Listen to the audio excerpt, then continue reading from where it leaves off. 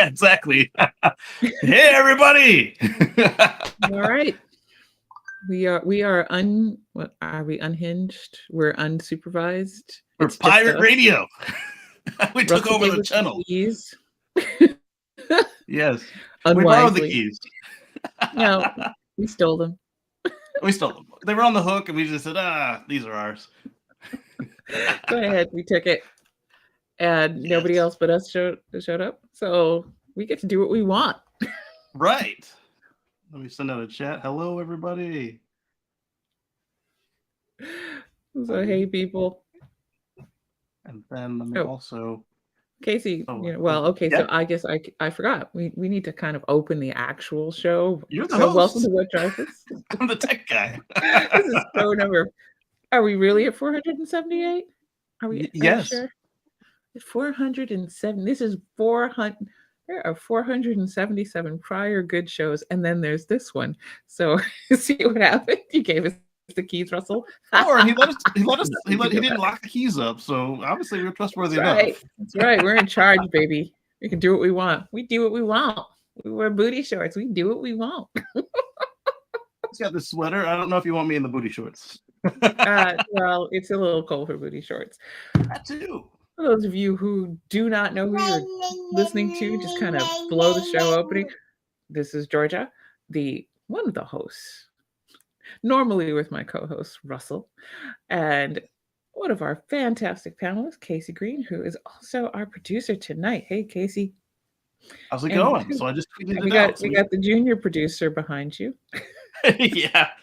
She's working her desk, and she's got a little phone behind her, and we'll see how she does. She's fully sitting up. She went from basically a wrapped up collection of tissues and an attitude, and now she's like sitting up. She's looking into the camera. She's got things to say. Soon she'll be sitting up here partaking, telling us, the electrified big wheel is her favorite toy. Right. She'd be like, I want the kid's electric toy. All right. So Derek's in the house. Hello, Derek. And so she's able to stand, walk around her little playpen, and she refuses to crawl. So if I put my fingers out like this in front of her, she'll grab on, and then she'll just take off around the house, and then you're stuck to her. So you got to walk where she walks. Baby girl just said, something? Crawling's for simps. I'm ready to walk. Right. You either let me walk or you carry me. And that's how it is. And she's got a little bit of weight on her, so you don't want to carry her for long. Mm-mm. Don't listen to him. You have the perfect. Your shoulders get tired. It's all muscle. It's muscle weight, baby. So exactly. That's exactly correct. It's like me talking to the cats. They make some noises. I pretend it's something actually relevant to the discussion. And I'm pretty sure that's what they say about me when they're talking to each other. Let's pretend she's actually relevant to something. Welcome, everybody. So we have a pared down show, this pre-Christmas show. Because it's just us, we figured we're just going to pick up a couple of topics and dive in and chit-chat about it until, we're ready to go home, have a meal, although both of us are actually at home at this time. Absolutely. I'm actually a little weirded out because it's like I got so used to the old house that now you're in a completely different room, and it just feels like, Kacey, what happened?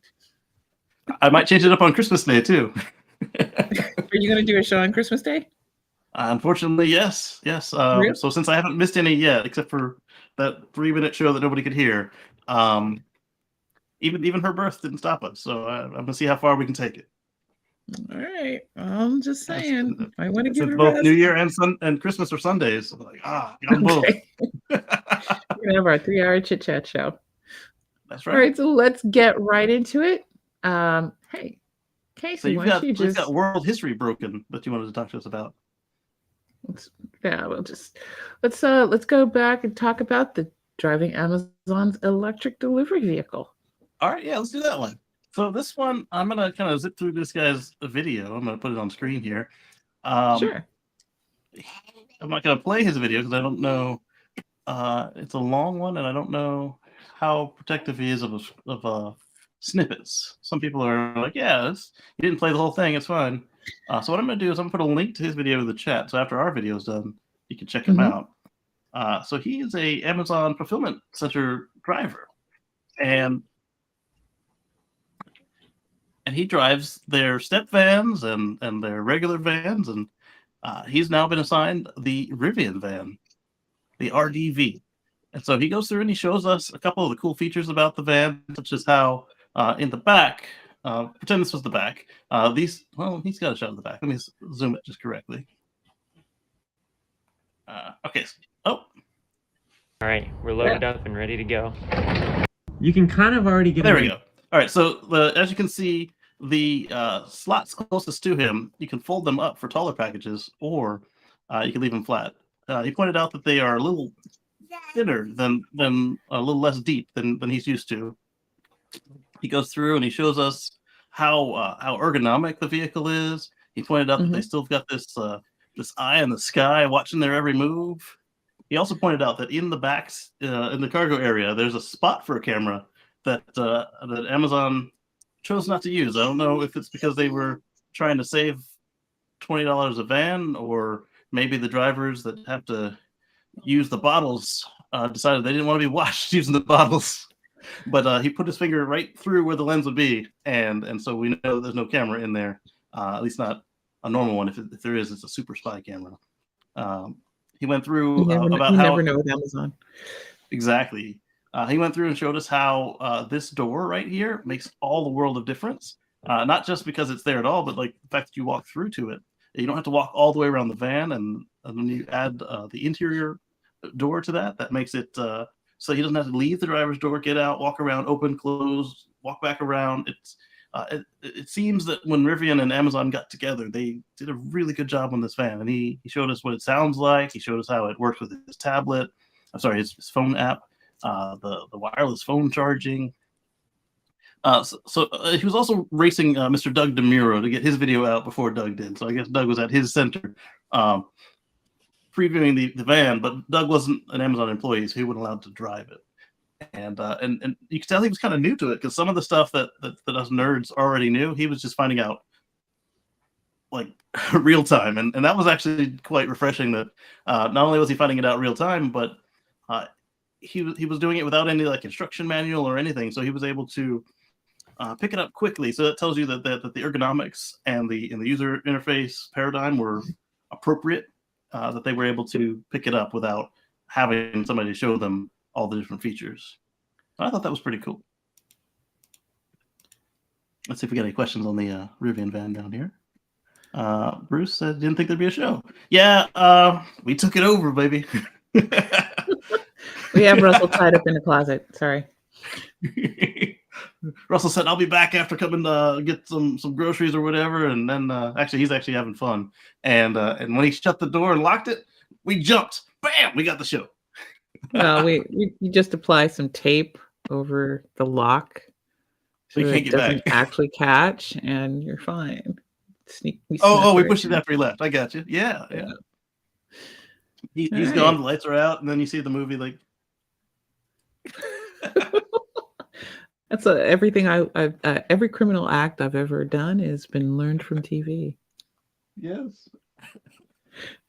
No. Yeah. So, it's surprisingly clean and organized in there. I have to admit, like that's a really pleasant looking van. Yeah. And not just because it's new.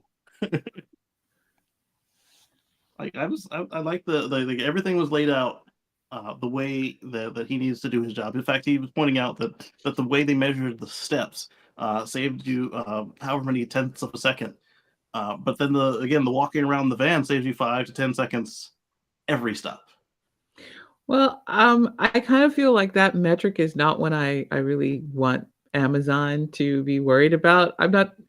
I've never been a fan of efficiency kind of measurements like that. I would prefer that the measurements were about reducing the physical strains of the strain job. And exactly. Yeah. But to that same end, the driver's seat has an air conditioner in it, not just like air like all of our expensive fancy cars. Air conditioning, heated and cooled under your bum. So that way yes, it's efficiency again, but after you've been out in 100 and some odd degrees, or out in 20 something degrees like this week, it's kind of nice to get your temperature back straight. Well, when you consider especially especially in Northern California, when we were having something like 108, 110-degree heat, you had Right. a delivery driver. I think he collapsed and died. It was UPS. Oh, no. Yeah, Yeah. UPS. It was Arizona, maybe New Mexico, someplace like that, where it got really hot, but they don't have air conditioning. And a friend of mine, who is a postal worker, he delivers in a more rural part of Northern California.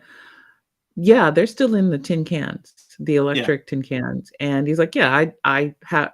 They're basically saying the window is open. Just open up the windows and the doors while you drive. Natural air conditioning. I can speak 20 for out. all of these people by saying this is absolute bullshit. Yeah. That is not natural air conditioning. You need to have proper air conditioning where you can really control the temperature and maintain a healthy working environment. And it's something that I firmly feel that Postal Workers Union should be kind of getting on to make sure. We'll touch on it probably next show, but the new postal vehicles, I'm hoping that Yes. eventually that will filter its way down to rural parts of the community, so that we can just get rid of those very dangerous delivery vehicles. Now, how do Yes. we I mean, fix even that the for prone to people? catching fire part. I'm not even looking at that. I mean, granted, right now overnights are getting down to the 30s, so maybe catching a fire is okay at that point. You can stand outside with your hands while you wait for them to come get you. Sure. I mean, at that point, I'm saying, no, okay, it caught fire, but it's a good fire. I gotcha. Yeah, so like you said, a little preview on it. They got a massive amount of funding, and they earmarked it specifically for EVs, and that will be an awesome discussion with the whole panel, and I'm looking forward to that one. Yeah. Another thing that Amazon did on this was they added a pair of fans in the back to help keep the temperature down on the items that are being delivered. So if they happen to use it for a food delivery, your food can stay closer to the correct temperature. Or if you've got a whole bunch of batteries, like electronics, like say it's new phone day, and it's another one of them 100+ degree days, you don't have to worry about risking your driver safety Yeah. by I them mean, overheating in the metal box. let's talk about, yet another fire hazard going on. Yeah. It would be interesting because I moved. Those of you know I've moved recently, and I moved actually further out into the country, but I'm just one town up from where I used to be. And just like a 10-mile difference in addresses has changed what's available for shopping. So Oh, Amazon Fresh used to deliver to my apartment, and now Amazon Fresh cannot deliver. It's 10 miles, maybe 10, 15 minutes longer a trip. Can't get stuff delivered anymore. And what's hilarious density? is Amazon has two warehouses. I'm between a junction of two warehouses. One, Yeah. both of them are about the same distance away. Amazon won't deliver to my house, which is on the junction. And I was just like, look, just because I'm now living in a place where I can actually go and buy Western clothing, Yeah. unironically, not that that will ever happen. Don't worry, I will never be in a 10-gallon hat or cowboy boots from the local Western outfitting stores. Um, Although I do go to the farm supply store once in a blue moon. The I cannot believe that it completely hampered all delivery of most fresh foods. No more Safeway delivery. In fact, I Well, think even the the grocery only thing I store. can get is DoorDash once in a while. Yeah. That's a whole So different animal. it's kind of funny. It would be great to see, considering the fact that we have an aging population, and a lot of the delivery services are a godsend for people who are older, people who are sicker, who can't risk being out to shop during what are we now, quadremic? Yeah. We're up to 2, 3. There's like a fourth something kicking around in the middle of this panini, and so we're at a quadremic level of diseases wandering around America and the world, and it's also bad weather because it's intensely cold for this region right now. And instead, if you're old, if you're infirm, sucks to be you, man. You better have friends. You can drive. You're not waiting on that bus stop. We're not going to allow Yep. it. Are the bus stops there? I mean, we have limited public transportation that will help, but most of those are very small buses, and you have to plan your trips in advance. So That doesn't sound like any fun. it's you got to plan those things out, and then you got to wait for a pickup and wait for a delivery. So it's I was just like, wow, who knew that one little move just basically is going to change accessibility of every single shopping service that I sometimes make use of. You want me again? Okay. What? She was making all that noise. I thought she was done with me. So I put her in her space and she didn't want her toy and she walked right back to me. All the fun stuff is happening right here. She's true. she knows where the camera is. Are you being nosy? I think she's being nosy. Yes. Yeah. Wow. So that's but replacing those old ice deliveries, it's one of those things that when we're talking about the sustainability of our society, because the supply lines, the logistics of getting things from place to place, it's really critical to green that. So it's pretty snazzy little van there for Amazon and Mr. Delivery Dude. Definitely, but especially like when you look at the neighborhoods they tend to sit in, they're disadvantaged communities a lot of times. That they're dropping their emissions through, and you've got like increased rates of asthma and respiratory concerns, high blood pressure. Oh yeah, I mean, we had a lot of people mocking the concept of social justice in environmental issues, that environmental issues have a social justice component, but unfortunately, simply because of how society is right now, there is just about nothing where we can afford to ignore how the issues of race and class impact communities. And that does include the fact that, depots for vehicles, warehouses, often in poor neighborhoods, they often have to drive through there. And for a lot of people who are underemployed or underpaid, jobs like driving for Amazon and other delivery services it allows them to have a little bit of flexibility. It gives them a great way to earn money, and it's often a great way to get a job quickly.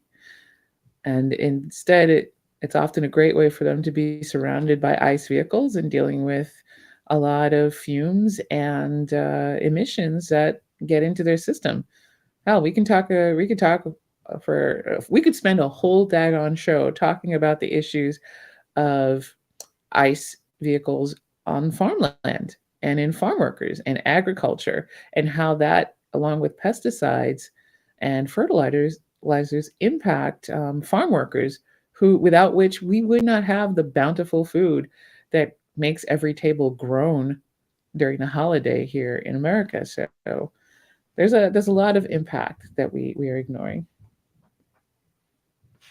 Definitely. And speaking of farm vehicles, I was looking at New Holland has a new electric tractor they're getting ready to show off. So reminded me of my grandfather. He had a New Holland tractor, and that was actually the first stick I drove. It had an impossible clutch. Yes. I'm trying to picture you with driving stick on a tractor. It wasn't as easy as the Corolla I tried next. You got it. There you go. I have not driven a tractor, but I have been driven on a tractor. That was fun. Nice. Yeah, his next one was automatic. Yeah, it's like you had to push. Like you had this much travel in the pedal that you had to push the clutch all the way down to actually do anything with, and it was no fun. But it taught me the mechanics of the clutch. Can you let my ear go, please? Thank I you. don't think so. Yeah. What we got next? Okay. Let's take a look and lost. Well, we can talk about. Let's talk fusion or bouillabaisse. Well, it's the same thing, right? Everything kind of melts into one. So we had big news last week. Oh my God! Fusion breakthrough. Something new for energy. That was It's December happening! 11th, 2022. That's 10 days ago. We had this big story that we've had a major fusion breakthrough, that the impact on energy. Oh my God. So it was limitless zero carbon power, because we've had a gain in a fusion reaction. And what, first and foremost, what does that mean? That means in the attempt to get a fusion reaction to work, we aimed a little energy at a thingy, at a molecule, and instead of just using up the energy that we've sent to break up that molecule, we actually gained energy. So fusion, that's in essence, it's like instead of paying 1-for-1, we got a 2-for-1 deal when we paid a little energy debt working with these molecules, and we got a 2-for-1, so we got a little bit back, more than what we put in. And that's basically the point of fusion, that we will create an action, and instead of just expending the energy of that action, we are actually going to create more energy that will be collected by us. So is it also like safer, like in action? Does it have less radiation than the fission, or not yet? It's an alternative. Yeah, it's clean, theoretically clean, and limitless. Now, the minute somebody basically talks to you about a perpetual motion machine, which to me, most fusion reactions, it's always good to be like, sure, Jan. Now,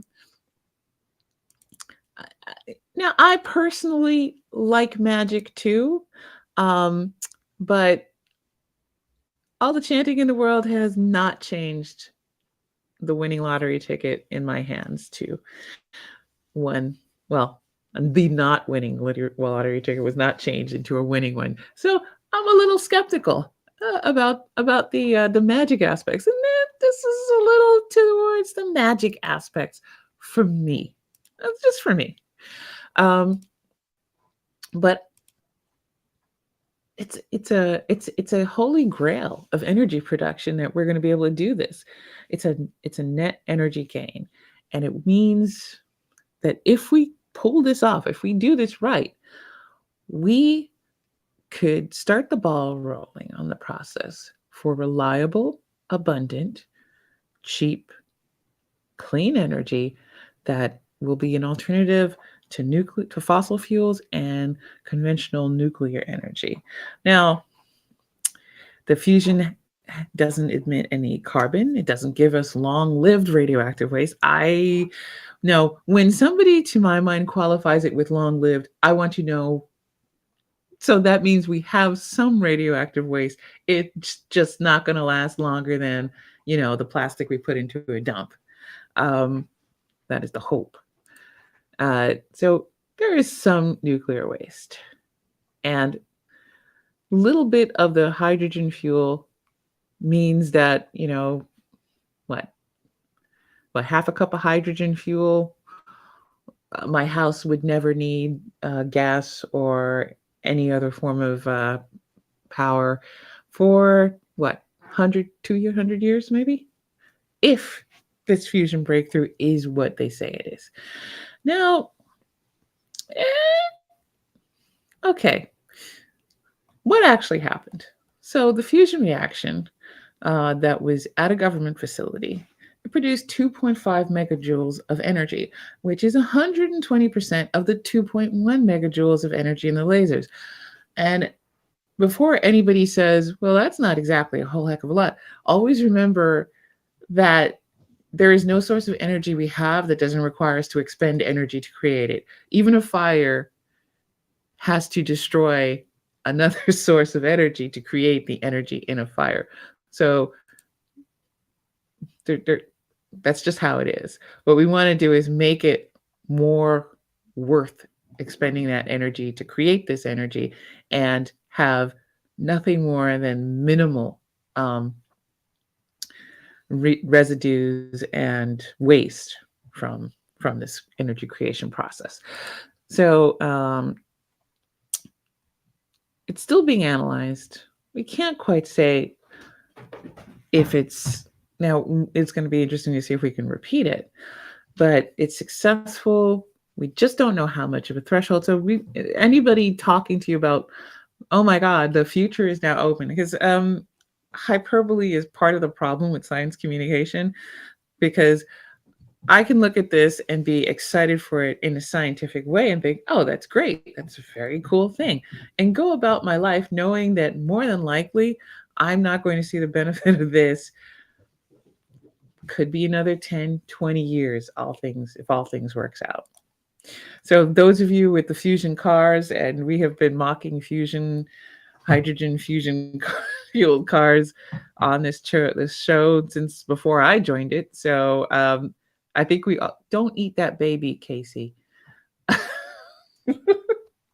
But give me a dental exam.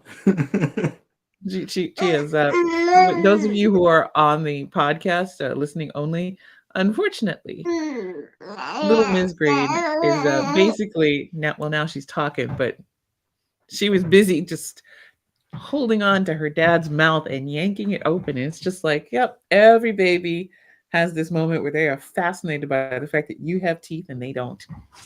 Woo! Sorry, cat crashed into my leg.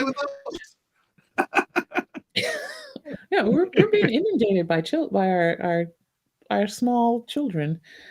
So this is pretty good. It's greater than expected, but it's not a sign that we're ready to talk about commercial fusion. Not at all. Not even a little bit.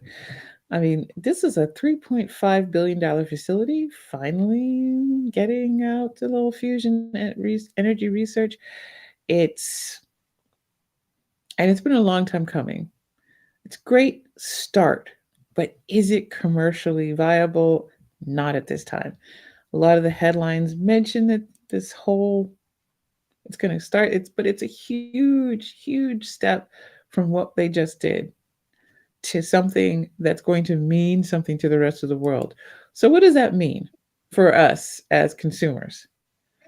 It means slow your roll, and keep living that sustainable lifestyle, because there's nothing on the market right now that's going to take advantage of it. There's nothing that's going to be on the market in the next couple of years that's going to take advantage of it.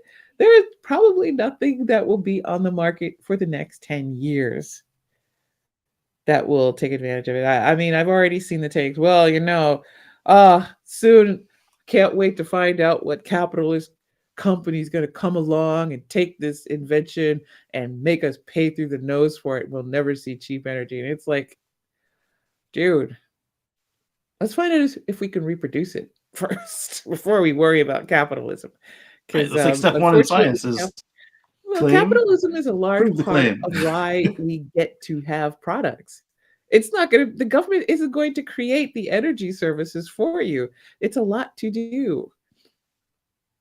So, stop fretting about capitalism and, maybe work with your legislator to find a way to have more controls over any industry that takes this technology from the government and set limits on what they can do and how much they can charge. And, you got time right now. We're always complaining that government moves too slowly.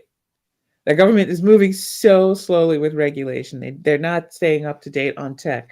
They're not prepared, blah, blah, blah, blah, blah. You're right. I can tell you, as a person who's worked in government, you are absolutely correct. If you see the problem future looming ahead of you, instead of complaining on the internet, you know what I advise you to do?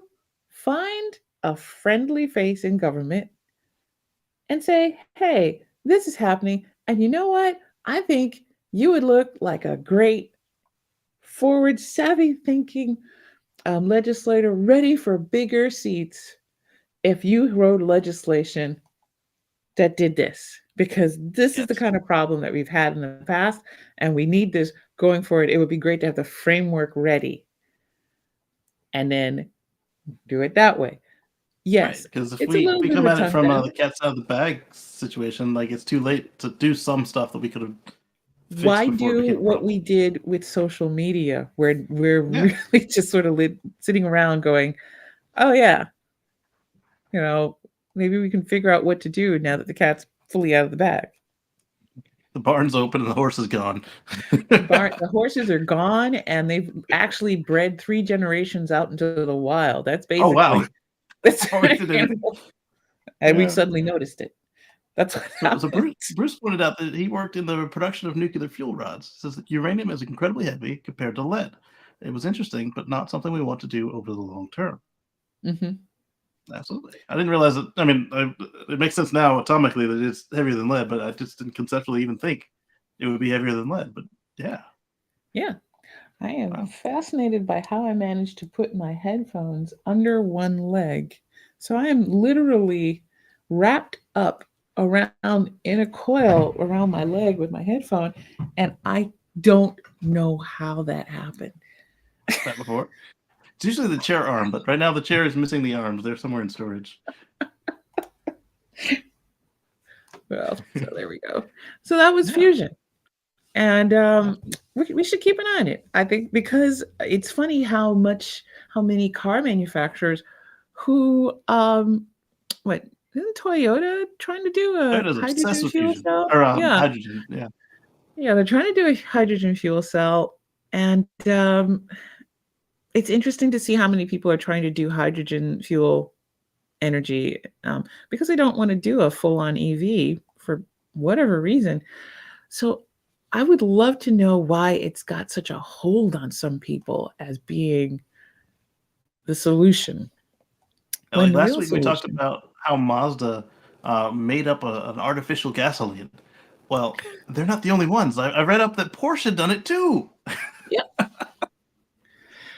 I don't and know. not like the Porsche of German World War II, but like this Porsche that made the Porsche Taycan, a really decent electric automobile, also made fake gas so they could, whatever.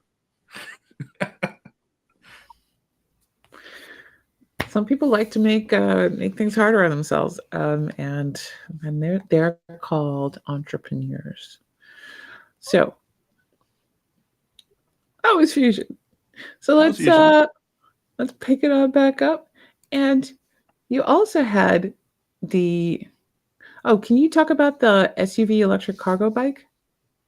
Yes, I'd love to. So I'm going Tell to us share a about picture cargo. from over on Inside EVs.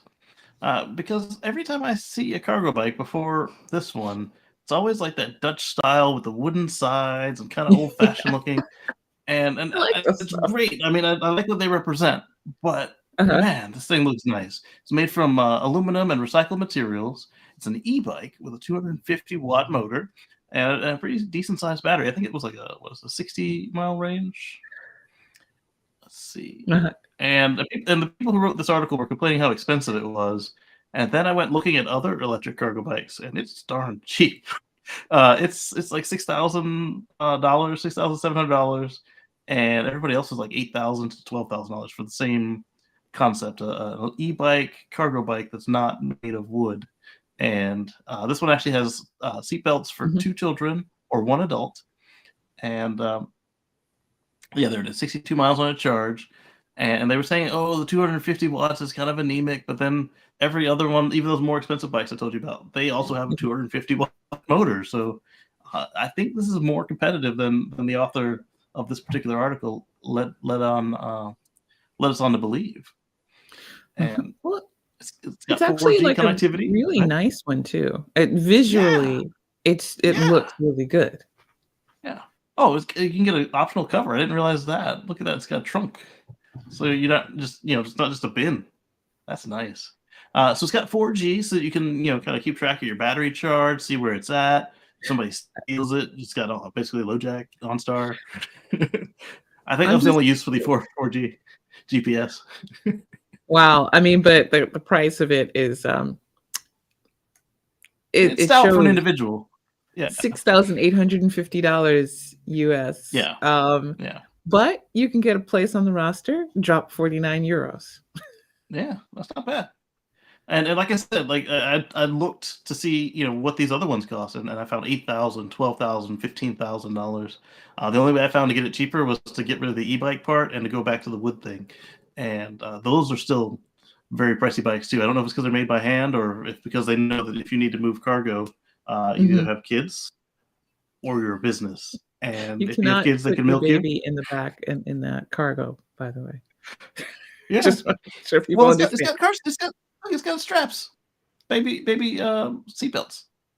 I don't Just know like because it just looks like you've got the seat and it's it looks like padded. a bin in the front. It's thin, yes. But like we saw with It Russell might shared be with us, safer or if was you it put the you? child actually in the bin. Yeah. I know it says it's Was it got you or the Russell seat. that shared with us the walking school bus? They had a couple of those wooden style ones. I would much rather ride in something with a cushion and seatbelt than the wooden bucket. Okay. Oh, Derek has a good point. Looks like you can sell ice cream out of it. And I bet you could, especially if you get the one that the guy lower in the article had the trunk cover. I think that would be superb. Met him in Berkeley a few years ago. Told me about. Is that the ice cream vendor? It's somewhat. Well, the nice thing is Oh, it's somebody still else. just for people like me who cannot ride a two-wheel bike. Right. It would work And out really and, and well it, it, it's for us it's our here. whole less cars, right? Yeah, that's the whole Yeah. point.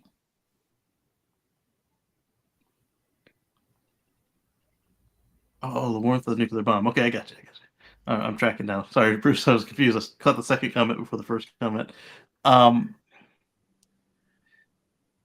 and then the other part of it is, Georgia, with this being electric. Look, you've got your headlight up here. You've got your brake lights and turn signals back here, so people are less likely to run you over. And like you said, you don't got to worry about balance. So even if you are somebody who's very proficient with a bike, you may have had something happen to your vestibular system, and being able to still opt out of car culture and still be able to get around on your own without having to wait on somebody else is very nice. And to be able to do it while getting your groceries done, while taking the kids to and from school, I think that's commendable, and that's why I picked this one. Well, I mean, I think the only thing is that the price point puts it out Yeah, that of part. range of people for whom this could actually be a great Yeah, first I vehicle wonder. in general for them. Um, but there's not much you can do about that because But is there? I mean, I wonder if we could have like somebody who makes this more affordable, more approachable to somebody with less disposable income.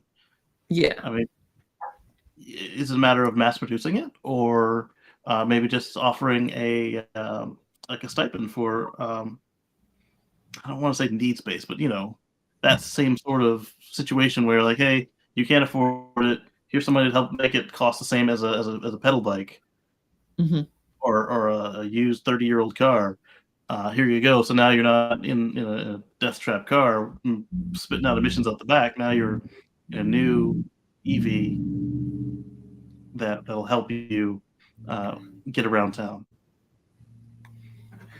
Yeah, that would be a good idea. I mean, both the thing is that for the poorer you are, the more a bike, especially something that level of expensive, the more Yeah, it actually has to do. And then there's issues of being able to repair it properly. I mean, yeah, if you have any basic mechanical skill, you can pretty much repair your bike. Right. But versus an e-bike, you need electronic skills, spare Mhm, batteries, soldering iron. Yeah, so maybe put this on the wood bike frame, mhm. and it's still a classic pedal bike, but now you don't look like you just stumbled in from Amsterdam. Basic. I'm not saying that Well, they're bad make it bikes. I think they're into, kind of cool, but this style. anything that can convert it into an assist vehicle would be nice, at least, because partially that assist is what puts an e-bike into a desirable transportation mode category. The Yeah, ability of electronics to assist in that, so that when you're tired, you can use that instead. yeah. And that was We'll something see. that the author pointed out, was that it had a really decent um, algorithm for how to do the assist. So if you're pedaling, it's not like you're fighting a robot to get down the road, or it's just, I mean, it's got an option that it can just take you, but um, you can go further if you're pedaling. And then they actually find that people who do use e-bikes that aren't avid cyclists, they actually use the bike more. They do more actual pedaling than they ever Mhm. would if it was just a pedal bike, and then they just let it be a clothes rack. Nice, but it's nice. Yeah, It's a great little vehicle. definitely. Then let's take a look at something else. Converting. This is something I'm fond of. Me too. Converting your classic car to an EV. Let's do it. Now, y'all know that I have a fondness for small and weird vehicles. Uh, And I love Aston Martins. I love anything if you think that let's go for something really obscure. If you feel that Patrick McGowan would jump out and yell, "I am not a number, I am a human being," from this vehicle, that's probably a vehicle I'm going to like, because I love those little sports cars from way back when. Only problem is ice vehicles. and older But ICE vehicles with no pollution control. yes, and usually grandfathered in, so they Lead. basically sitting there just pouring smoke and emissions like a stack of Lead or some chimneys. other chemical that we the was it triethyl? No, that's lead. What was the replacement that we used for lead for those cars, the old ones? It's not good either. Yeah.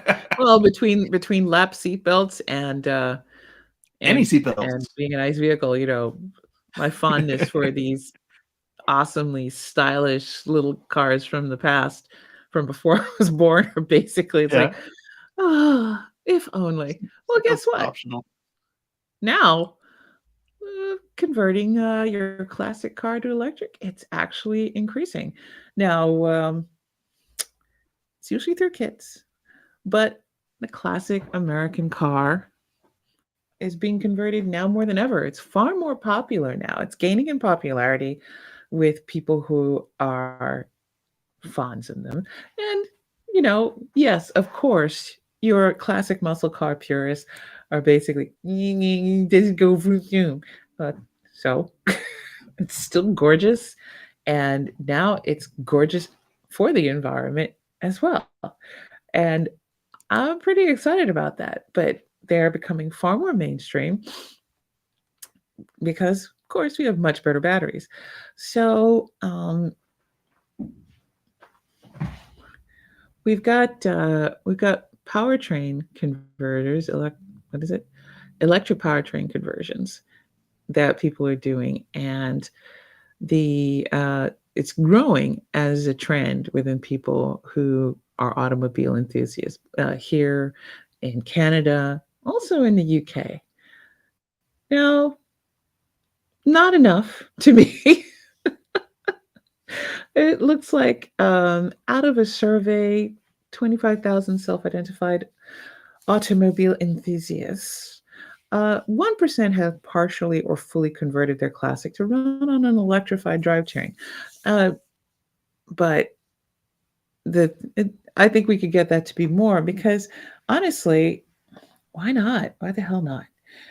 And this is kind of like making the hot rod move over into the 22nd century, not just the 20th or the 21st century, the 22nd century. Just taking that great classic car style that was always in that future mode and moving it to actually what it really wanted to be. It wanted to be a sleek, spacey kind of vehicle. So many of those old vehicles were designed to be, that's part of the mod movement. That's why it was called mod. And now you can really bring it to its full destiny. You can make it electric. And I'm pretty excited about that because I don't know. I'm torn between I'd love to have either a GT or an Aston Martin that's converted. Oh, that'd be fun. But come on, man. No, we're not doing. No, that's not cool and sleek in 1950s. Oh no, it was a question from the audience. How do the cargo bikes steer? And that's one method. They just turn the whole front. Stop messing up my sleek fantasies with sorry. your dorky Continue. cargo bike requests, guys. I think that I don't. You get the purists, like you said, that complain. Oh, you're ruining a good classic car. Blah blah blah. I like the guys that where they take everything out and you can actually flip it back if you wanted to, as well as the other guys that say, hey, this car is a dime a dozen. It's not. It's old. It's not a classic. It was the 4-cylinder or the V6. Nobody wanted it. As long as you not destroy the last handful of them. I say destroying, but irreparably modifying something that should be in a museum. Mm-hmm. The museum curator would call it destruction.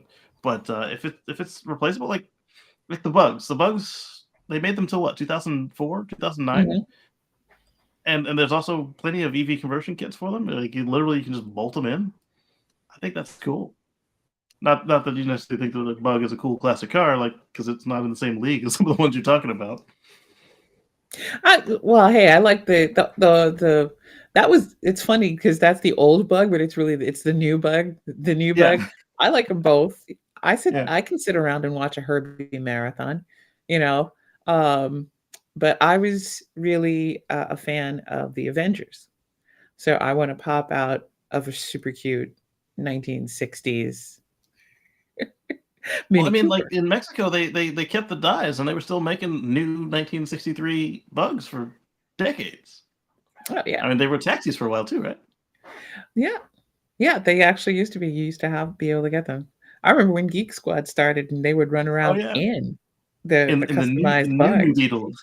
Yeah. But yeah, I want a Mini Cooper that's electrified, man.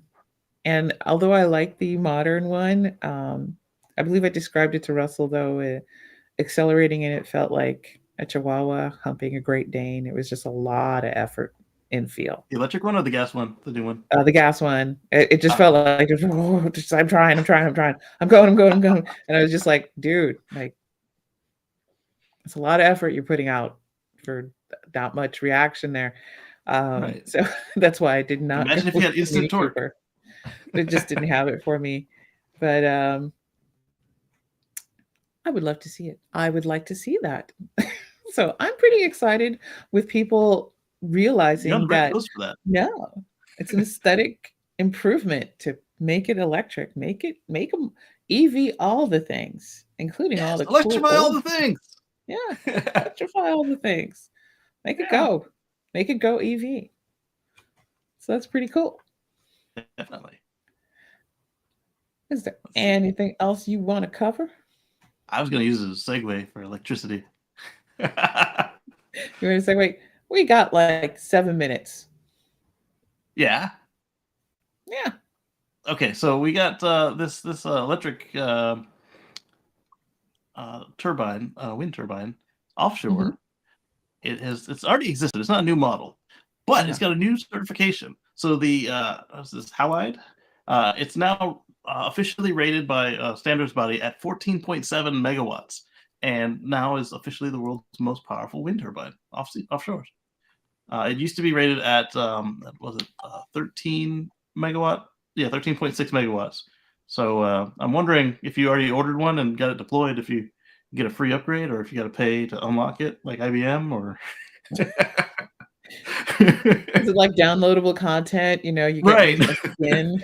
Yeah, let's send a guy out with a boat and upgrade your wind turbine. Upgrade your wind turbine. Yeah, but they said this is enough for like Great. 5,000 homes, European homes, because this is a European deployment.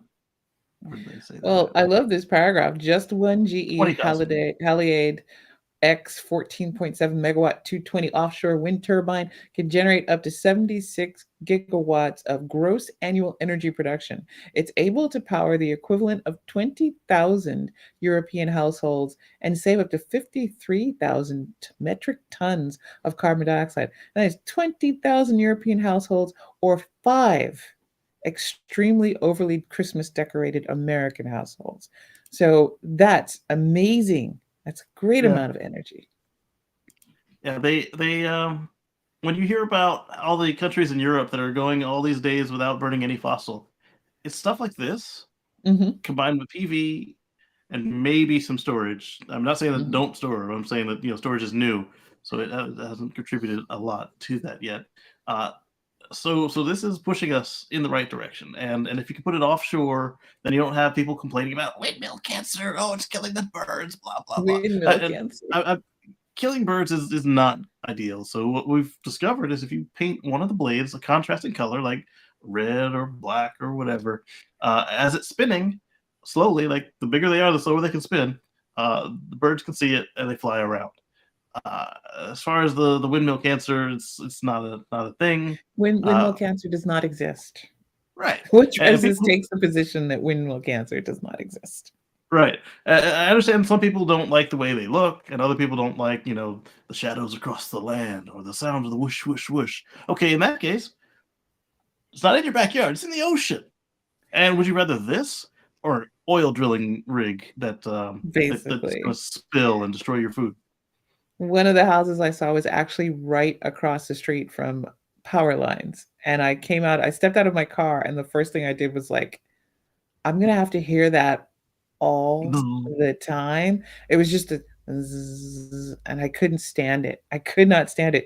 I would take wind turbines off the coast any day. Yeah. So, yeah.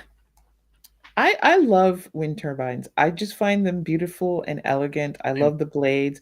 I love seeing them disassembled, because then you see the whole freaking size of these things. Like one blade is a truck length or more. I love that. I love it. It's the way. Yeah, to me, it's like the way how some kids get into like excavators and stuff like that, construction equipment. Oh yeah, I'm the same way. But make it a turbine blade, and I'm just like, holy crap! I want to go touch it. Yeah. I mean, I want to touch just about everything that looks very sleek and smooth and futuristic. I want to press the buttons, so keep me away from everything. But I love this thing, so yeah, all for it. Let's go. And when you got them out in like a field and there's like a bunch of them, not just one big one, it looks like they're dancing. Yeah, they're good. Yeah, but like we were talking about the NIMBYs, in my grandmother's town, they've got probably about 20 wind turbines, and the biggest one right in the middle of town is parked because somebody complained, and I don't know how they were able to complain after the thing was approved and got erected. But it's such a waste. You got this multi-million-dollar facility just not doing anything, and then you got the smaller ones that are out there just dancing away. The thing is that everybody wants a better world, but far too many people don't want to be inconvenienced for it. Even the slightest. Not a little bit. No modification to their behavior. No slight adjustments to their environment. Nothing. That fence used to be green. How dare you make it brown or orange? Just grow up. Grow up. But it sounds like we've done our job. We've done it, Kacey. We have done a whole daggone show. We made it. Just two of us. A whole show. Just the two Well, of not us. just two of us. We have Bruce. We have JT. We've got Derek. And Hi, people in the uh, chat. I mean, I yeah, can't see your chat because I'm on a completely different feed. Sorry. yeah. The way it was set up didn't allow us to plug it in. We've got the capability, but that's gonna take a little more work, and we'll look into it. That's all I can promise. All We'll right. look into it. That's okay. I enjoy hearing their comments, even read back from you. And you know what? It is 12:21, Yeah. and we're about to end the show. So I'm going to say we're going to do our shout outs and go home. I'm going to say uh happy holidays, happy whatever relevant wintertime holiday anybody here is celebrating in any way, shape, or form that's legal. So that goes to you, Casey, and to everybody in chat, to anybody listening, anybody watching, because it's a pretty good time to just be indoors, have something warm to drink, a little nibble of something. Did my mitzvahs, carried around a whole bunch of sweaters and blankets and to deliver to the homeless, and bought personal care, delivered that for charity, delivered a whole bunch of bags of things I made for my friends. Tomorrow I take out donations of shoes and things and socks. So Oh, it's I did see your Secret Santa bags. Those were cool. oh yeah, that's for my Yeah. friends. But well, I do try on wintertime. I try to collect things and figure out what Oh, homeless this was separate from that. people. Okay, I thought that was what you were Yeah, giving out. That's cool. no, I already gave Um, those out. Those are all gone. My friend, most of my feed is people going, "Yeah, I came home and found things on my doorstep." there It you go. must be But Georgia because she's that kind of weirdo. on the topic, right now we're going through a massive winter storm all across the continent. So our friends in the U.S. and in Canada, please be careful. Be If you careful. don't need to be If you can outside, even avoid that. travel, Yeah, do it. Do not order things. Don't DoorDash or anything else, because if you don't want to be out in it, why are you gonna make hey, all life matters, man. Um, that's- so please stock up, go home, keep your travel to like the brighter parts of the day. Winterize. I do hope you wrapped your pipes, you have a little drip going if you yes. need to prevent pipes from busting, all that fun stuff. And you have maybe a nice big pot of split pea soup, bunch of lentils, good, always Or if good you got that eatings. can in the back that's about to expire, maybe you should eat it now instead of letting Yeah, it expire. go ahead. I'm gonna try a Persian stew called fasafina, but I'm gonna make it vegan. I'm not vegan. I just make things vegan at random sometimes. It's one more thing to cook for my vegan friends, but it tests out on me. But yeah, so please take very good care of yourself, guys. We grew up on this planet, and it knows how to take us out because it knows it's going to make a few more of us somewhere else down the line. It's like a parent that way, a disciplinary parent. So be careful. Be What do you got to careful. say, Casey? Catch you on Sunday at youtube.com at Kacey Green, KACEYGREEN. Like I said, I'm the fool who's going to be doing the holiday shows. But maybe you're like me and you've got the holidays are a little later in the day, or maybe you got snowed in and you just want to hang around, have a little fireside chat with us. Join us. And we'll Or catch yeah, you I mean, Sunday if at 1:10 Eastern. what an Easter. So that's right. I will be doing a holiday reading for friends and family via Zoom, reading I got a holiday clone. tales. That's what I do. Yeah. Yep. Heck, Hanukkah and Christmas stories for the kids because, voice actor. Might as well do that. Yeah. Exactly. Um, so thank you guys for hanging out with us here at What Drives Us. Russell and Mark and Paul and Casey and I will be back. I think we're doing a show next week. Yeah, Yeah. looks like we're doing one next week. Um, but if you miss us, if you can't imagine going a whole week without us, you can rewatch this. You can watch us here at What Drives Us. Hit like, hit subscribe, because your likes tell the algorithm that, hey, this is content people want to hear about. Go on ahead and share it to somebody who's been watching videos about EVs. And while you're at it, bounce on over to Casey's channel. Hit like, hit subscribe, listen to him, hang out with him. He's working on the holidays, man. Yeah. So go ahead, hang out with Kacey. Maybe I'll pop in, disrupt things. Probably wear a bunny suit because it's Christmas. I ain't going nowhere. I'm sitting in my pajamas and I am watching TV because the best Christmas movies are on my TV. Alien, because we all love a virgin birth. Like it. Then Die Hard. And if that's right, Die Hard, Christmas movie. And while you're at it, if you're done hanging out with Kacey, can't live without us some more, head on over to the Tesla Life. Watch what Mark's up to, because Mark's got all the content, all Tesla, all the time, all day long. And so thank you guys for joining us. It was a great show. We're happy to talk to you. Happy to talk EVs, sustainability, and everything else. So tune in next time for more baby and more of what drives us. Take us out, Kacey. Find out what drives us. The button's stuck. We're professionals. No, we are professionals, but the button's stuck. There we go. Bye, everybody. I picked the wrong one, too. I should have picked the short one. But you're still live and recording, baby. Yeah. There we go. Got our outro music. Buy it from CD Baby Michael Manring. And that's right. Pick up something from Manring. Don't buy it from CD Baby. You have to buy it anywhere from Michael Manring. We got this. Oh, and I clicked the button. We are not drunk.